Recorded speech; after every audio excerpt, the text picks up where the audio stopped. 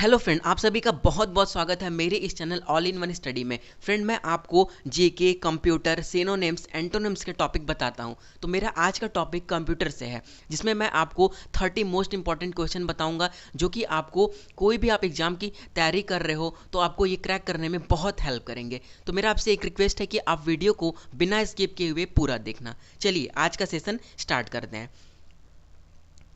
देखिए फ्रेंड, पहला क्वेश्चन बोल रहा है कंप्यूटर के आविष्कारक कौन है। ठीक है, तो इसका correct answer option number C right हो जाएगा, यानी कि चार्ल्स बैबेज। ठीक है फ्रेंड देखो, चार्ल्स बैबेज ने एक यंत्र बनाया था जो कि कुछ इस तरह से दिखता था, एक बॉक्स की तरह होता था और इसमें कई सारे मनके लगे होते थे। ठीक है फ्रेंड, इस तरह से कई सारे मनके लगे होते थे जो कि काउंटिंग के लिए यूज किया जाता था। ठीक है फ्रेंड, फिर उसके बाद कई सारे चेंजेस हुए, कई सारी चीज़ों को बदला गया और टेक्निक आती गई, जैसे कि आईसी यूज होने लगा, ट्रांजिस्टर का यूज हुआ और इस तरह से करते करते धीरे धीरे धीरे बहुत सालों के बाद से ये जो आज कंप्यूटर आप यूज करते हो, ये चार्ल्स बेबेज की ही देन है। ठीक है फ्रेंड, तो ये कंप्यूटर के जनक भी कहा जाता है इनको। ये आविष्कारक दे यहाँ पे या फिर जनक दे, तभी उसका ही मतलब चार्ल्स बेबेज है। ठीक है फ्रेंड, इसका correct answer option number C right हो जाएगा। चलिए अगले क्वेश्चन पे चलते हैं।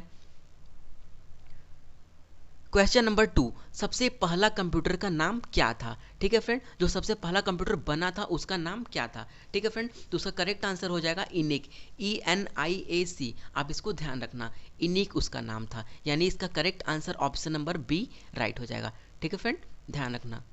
चलिए अगले क्वेश्चन पे चलते हैं।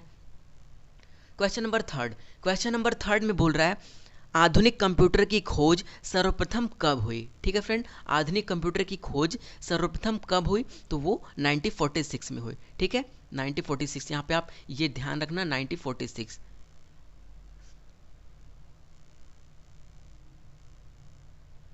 चलिए अगले क्वेश्चन पे चलते हैं। क्वेश्चन नंबर फोर में बोल रहा है कंप्यूटर के क्षेत्र में महान क्रांति कब से आई। ठीक है फ्रेंड, तो इसका correct answer option number D हो जाएगा, 1960। ठीक है, कंप्यूटर के क्षेत्र में महान क्रांति 1960 में। महान क्रांति से मतलब फ्रेंड कि जब कंप्यूटर का बहुत ज़्यादा यूज होने लगा, लोग उसको बहुत ज़्यादा जानने लगे। ठीक है, उसका जो प्रयोग था वो बहुत ज़्यादा बढ़ गया। ठीक है, तो इसका correct answer option number D हो जाएगा, 1960। चलिए अगले क्वेश्चन पे चलते हैं। क्वेश्चन नंबर 5, कंप्यूटर का हिंदी नाम क्या है। देखिए फ्रेंड, ये मोस्ट इंपॉर्टेंट क्वेश्चन है और बहुत ये कॉमन क्वेश्चन है, ये आपको पता होना चाहिए। ठीक है, तो इसका करेक्ट आंसर हो जाएगा संगणक, यानी कि ऑप्शन नंबर बी राइट हो जाएगा। फ्रेंड, ये बहुत बार एग्जाम में पूछा गया है और ये आप इसको अच्छे से ध्यान रखना कि कंप्यूटर का हिंदी नाम संगणक होता है। ठीक है, ये गणना करने वाला ये सब फ्रेंड नहीं होता, ये गलत है। ठीक है, इसका correct answer option number B right हो जाएगा। ठीक है, चलिए अगले क्वेश्चन पे चलते हैं।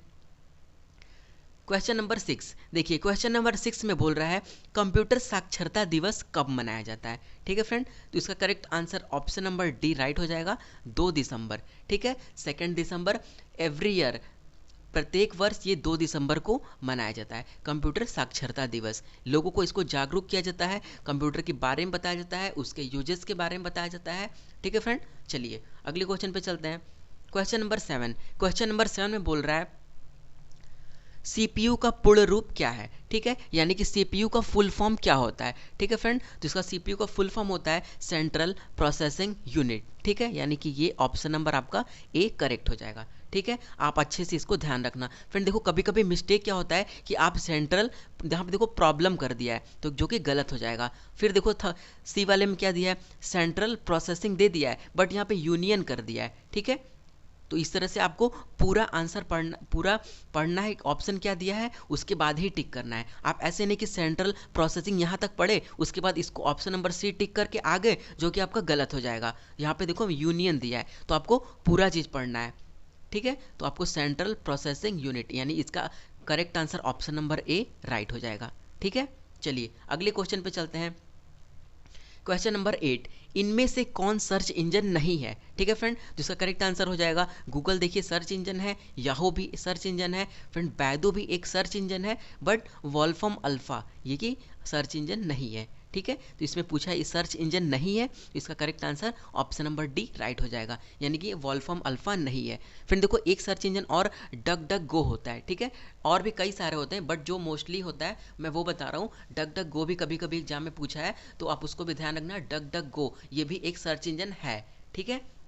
चलिए अगले क्वेश्चन पे चलते हैं, क्वेश्चन नंबर 9। क्वेश्चन नंबर 9 में बोल रहा है इनमें से कौन इनपुट इकाई है, ठीक है फ्रेंड, इनपुट इकाई पूछ रहा है आपसे, ठीक है, तो आपको कंफ्यूजन नहीं होना है, क्या बोल रहा है इनपुट इकाई है, तो इसका करेक्ट आंसर हो जाएगा ऑप्शन नंबर ए। देखिए क्या है, माउस ये एक इनपुट डिवाइस है, कीबोर्ड ये भी एक इनपुट डिवाइस है, स्कैनर भी एक इनपुट डिवाइस है, तो इसका मतलब इसका correct answer option number D right हो जाएगा, इनमें से सभी ये सारे एक इनपुट इकाई है, ठीक है फ्रेंड। चलिए अगले क्वेश्चन पे चलते हैं, क्वेश्चन नंबर 10। क्वेश्चन नंबर 10 में बोल रहा है 1 किलो बाइट यानी कि 1 केबी में कितने बाइट के बराबर होता है, ठीक है फ्रेंड, आपको ध्यान रखना है 1 केबी कितने बाइट के बराबर होता है, तो 1024 बाइट के बराबर होता है, ठीक है फ्रेंड, आप इसको ध्यान रखना, ठीक है। चलिए अगले क्वेश्चन पे चलते हैं, क्वेश्चन नंबर 11। क्वेश्चन नंबर 11 में बोल रहा है 1 मेगाबाइट यानी कि MB कितने बाइट के बराबर होता है, ठीक है फ्रेंड, 1 MB कितने बाइट के बराबर होता है, तो इसका correct answer option number A right हो जाएगा, 1024 KB के बराबर, ठीक है फ्रेंड, इसका correct answer option number A right हो जाएगा। चलिए अगले क्वेश्चन पे चलते हैं, क्वेश्चन नंबर 12।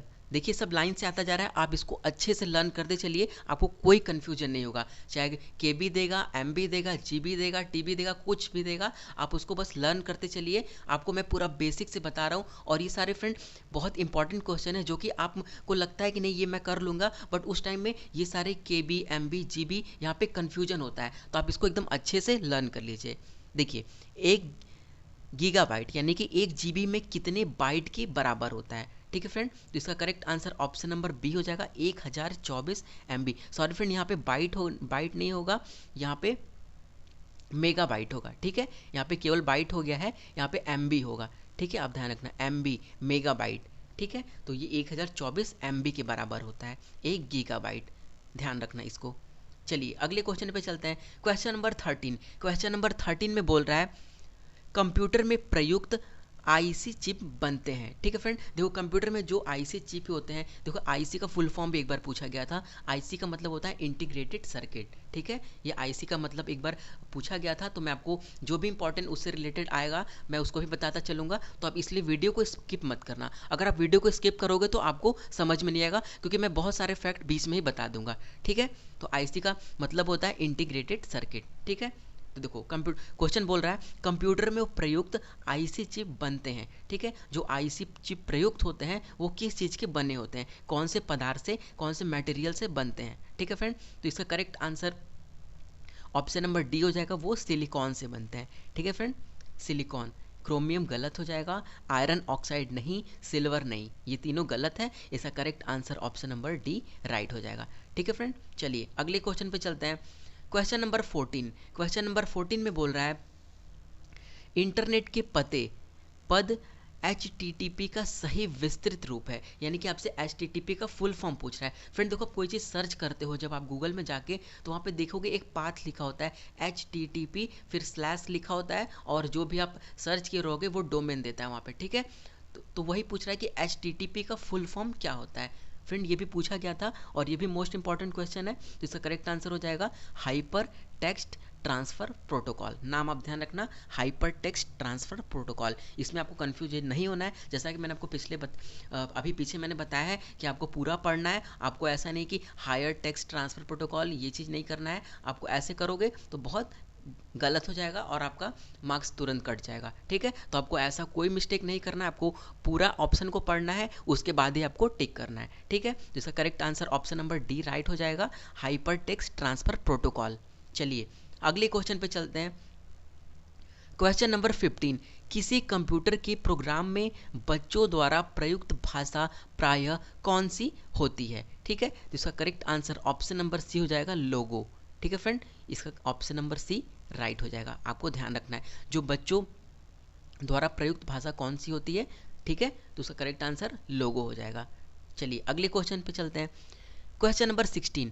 एक स्वाहा निजी कंप्यूटर जो आपकी गोद में रखने लायक छोटा सा होता है वह क्या कहलाता है? ठीक है, तो इसका करेक्ट आंसर हो जाएगा नोटबुक कंप्यूटर। ठीक है फ्रेंड, मेन फ्रेम नहीं होगा, वर्क स्टेशन नहीं होगा, पीडीए नहीं होगा। ठीक है, इसका correct answer option number B right हो जाएगा। चलिए अगले क्वेश्चन पे चलते हैं। क्वेश्चन नंबर 70, कोडांतरण एक प्रोग्राम है, वह निम्नलिखित में से किससे प्रोग्राम का रूपांतरण है? ठीक है, तो इसका correct answer option number D हो जाएगा, कोडांतरण से मशीन तक। ठीक है, देखो इसको ध्यान रखिएगा, कोडांतरण। ठीक है, नाम ध्यान रखना, कोडांतरण से मशीन तक। चलिए अगले क्वेश्चन पे चलते हैं। क्वेश्चन नंबर 18, क्वेश्चन नंबर 18 में बोल रहा है मल्टी प्रोसेसिंग होती है। ठीक है फ्रेंड, मल्टी प्रोसेसिंग किसके द्वारा होती है? ठीक है, तो इसका correct answer option number B हो जाएगा, एक से अधिक प्रोसेसर द्वारा। जब कोई भी चीज़ अब मल्टी प्रोसेसिंग होती है तो उसमें एक से ज़्यादा प्रोसेसर का यूज होता है। ठीक है, एक प्रोसेसर के द्वारा संभव नहीं है, बिना किसी प्रोसेसर के तो ये तो एकदम ही गलत हो जाएगा, क्योंकि जब प्रोसेसिंग की बात कर रहा है तो फिर यहाँ पे बिना किसी प्रोसेसर ये एकदम बिल्कुल गलत हो जाएगा। ठीक है, और इनमें से कोई नहीं, ये होगा ही नहीं। इसका correct answer option number B right हो जाएगा, एक से अधिक प्रोसेसर के द्वारा। चलिए अगले क्वेश्चन पे चलते हैं। क्वेश्चन नंबर 19, क्वेश्चन नंबर 19 में बोल रहा है निम्नलिखित में से ऑप्टिकल मेमोरी है। ठीक है फ्रेंड, ऑप्टिकल मेमोरी, आप इसको ध्यान रखिएगा। इसका correct answer option number C हो जाएगा, CD रोम। ठीक है, इसका करेक्ट आंसर सी हो जाएगा। फ्रेंड आप CD यूज भी किए होगे, आप देखोगे उसमें ऑप्टिकल, जब आप CD को आप देखोगे, आप लगाओगे तो एक आपको लेज़र बीम टाइप सा दिखेगा। ठीक है, वो आपको अंदर देखोगे ध्यान से तो आपको उसमें दिखेगा, जो कि उसमें से ऑप्टिक्स निकलता है, जिसके कारण आप उसमें कोई भी मूवी या फिर कोई भी चीज़ डाउनलोडेड चीज़ आप अपने कंप्यूटर की स्क्रीन पर देखते हो, वो ऑप्टिकल के द्वारा देखा जाता है। ठीक है, तो ये ऑप्टिक्स एक तरह की ऑप्टिकल मेमोरी होती है। ठीक है, इसका correct answer option number C right हो जाएगा, आप इसको ध्यान रखना। चलिए नेक्स्ट क्वेश्चन पे चलते हैं। क्वेश्चन नंबर 20, CPU में कंट्रोल मेमोरी का तीसरा कौन सा यूनिट होते हैं? ठीक है, चलिए इस क्वेश्चन का राइट आंसर हो जाएगा अर्थमेटिक और लॉजिक, या फिर देखिए अर्थमेटिक और लॉजिक। ठीक है, इसका correct answer option number D right हो जाएगा।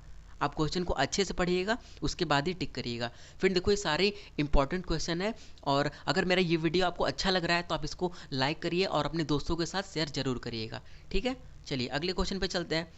क्वेश्चन नंबर 21, CPU के ALU में होते हैं। ठीक है फ्रेंड, तो इसका correct answer option number B हो जाएगा, रजिस्टर। ठीक है, CPU के जो ALU होते हैं, फ्रेंड देखो आपको मैं फुल फॉर्म यहाँ पे फिर से बता देता हूँ।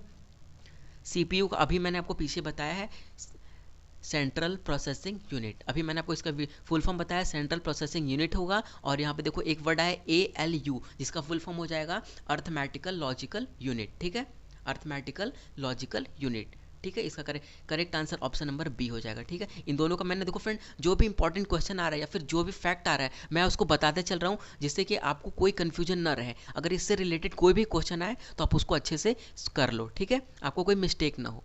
ठीक है, बट आपसे रिक्वेस्ट ये है कि आप वीडियो को स्किप मत करना। ठीक है, चलो अगले क्वेश्चन पे चलते हैं। क्वेश्चन नंबर 22, गणना और तुलना के लिए कंप्यूटर के किस भाग का प्रयोग किया जाता है? ठीक है फ्रेंड देखो ये भी इंपॉर्टेंट क्वेश्चन है, और ये भी पूछा गया था, जिसका correct answer option number C हो जाएगा, जो कि मैंने अभी आपको बताया, इसका फुल फॉर्म अभी जस्ट इसके पीछे बताया है, अर्थमेटिक एंड लॉजिकल यूनिट। ठीक है, इसका correct answer option number C right हो जाएगा। चलिए अगले क्वेश्चन पे चलते हैं। क्वेश्चन नंबर 23, क्वेश्चन नंबर 23 में बोल रहा है एक हार्डवेयर डिवाइस जो डाटा को अर्थपूर्ण इंफॉर्मेशन में परिवर्तित करता है, वो क्या कहलाता है? ठीक है, इसका करेक्ट आंसर हो जाएगा ऑप्शन नंबर ए, यानी कि प्रोसेसर। ठीक है फ्रेंड, देखो जितने भी आप डेटा को एंटर करते हो, आप कुछ भी इनपुट देते हो, वो प्रोसेसर के द्वारा ही उसकी प्रोसेसिंग की जाती है, फिर आपको वो आउटपुट मिलता है। ठीक है, तो जब आपको ये काम कौन करता है, वो आपको जो एक इन्फॉर्मेशन में देता है, आप कोई भी डेटा एंटर करते हो उसका अर्थपूर्ण इन्फॉर्मेशन देता है। ठीक है, उसका अर्थपूर्ण इन्फॉर्मेशन देता है, वो कौन करता है, वो प्रोसेसर के द्वारा किया जाता है। ठीक है, और आपको पता है बहुत सारे प्रोसेसर लगे होते हैं कंप्यूटर के अंदर, जो कि अलग अलग चीज़ों के लिए प्रोसेसिंग करते हैं। ठीक है, चलिए अगले क्वेश्चन पे चलते हैं। क्वेश्चन नंबर 24, प्रोसेसर के 3 मुख्य भाग हैं। ठीक है फ्रेंड, देखिए ये इंपॉर्टेंट क्वेश्चन है, इसका correct answer option number B हो जाएगा, ALU, कंट्रोल यूनिट और रजिस्टर। ठीक है, प्रोसेसर के जो 3 भाग होते हैं, मेनली 3 भाग होते हैं, वो कौन कौन से होते हैं? ALU, कंट्रोल यूनिट और रजिस्टर, यानी कि इसका बी ऑप्शन करेक्ट हो जाएगा। ठीक है, अभी मैंने इसका ILU का अपने फुल फॉर्म बताया, मैं आपको बार बार रिवाइज कर रहा हूँ ताकि आपको ध्यान हो जाए, अर्थमेटिकल एंड लॉजिकल यूनिट। ठीक है, चलिए अगले क्वेश्चन पे चलते हैं। क्वेश्चन नंबर 25, CPU और I/O के बीच सिग्नलों के मूवमेंट को कौन नियंत्रित करता है? ठीक है फ्रेंड, तो इसका देखिए करेक्ट आंसर हो जाएगा कंट्रोल यूनिट। ठीक है फ्रेंड, देखो ये CPU और ये लिखा है I/O, इसका मतलब इनपुट और आउटपुट को बोल रहा है। ठीक है, इनपुट या आउटपुट के बीच सिग्नलों के मूवमेंट को कौन नियंत्रित करता है? ठीक है, तो वो कंट्रोल यूनिट करता है। ठीक है फ्रेंड, आप ध्यान रखना। फ्रेंड देखो, जो प्रोसेसिंग के जितने भी काम होते हैं वो प्रोसेसर करता है। ठीक है, और ये जो सिग्नल के मूवमेंट होता है, जो सिग्नल उनको मिलता है और जो इनपुट आप देते हो, उस सारे को कौन नियंत्रित करता है? कंट्रोल यूनिट करता है। तो इसका correct answer option number A right हो जाएगा। ठीक है, आप ध्यान रखना, कंट्रोल यूनिट। चलिए अगले क्वेश्चन पे चलते हैं। अगला क्वेश्चन में बोल रहा है, क्वेश्चन नंबर 26, कंप्यूटर के सेंट्रल प्रोसेसिंग यूनिट का फंक्शन है। ठीक है, कंप्यूटर के सेंट्रल प्रोसेसिंग यूनिट का एक फंक्शन है। ठीक है, जिसका फंक्शन क्या है? गणनाएं और प्रोसेसिंग करना। ठीक है, गणनाएं और प्रोसेसिंग करना। ठीक है, चलिए अगले क्वेश्चन पे चलते हैं। क्वेश्चन नंबर 27, निम्न में से कौन सा कंप्यूटर का बुनियादी कार्य नहीं है? फ्रेंड देखो, यहाँ पे ध्यान रखना, है और नहीं है, ये दोनों बहुत कन्फ्यूजन होता है। ठीक है, इसमें बोल रहा है कि निम्न में से कौन सा कंप्यूटर का बुनियादी कार्य नहीं है। ठीक है, तो इसका correct answer option number B हो जाएगा, टेक्स्ट को स्कैन करना।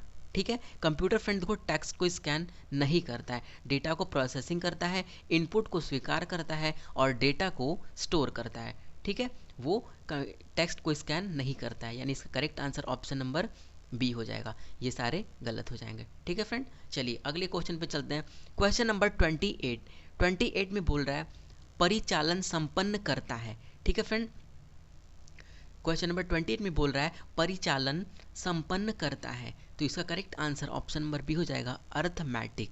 ठीक है, ऑप्शन नंबर बी इसका राइट आंसर हो जाएगा। चलिए अगले क्वेश्चन चलते हैं। क्वेश्चन नंबर 29, कंप्यूटर में अधिकांश प्रोसेसिंग किस में होती है? ठीक है फ्रेंड, देखो ये इंपॉर्टेंट क्वेश्चन है। इसमें बोल रहा है कंप्यूटर में अधिकांश प्रोसेसिंग किस में होती है?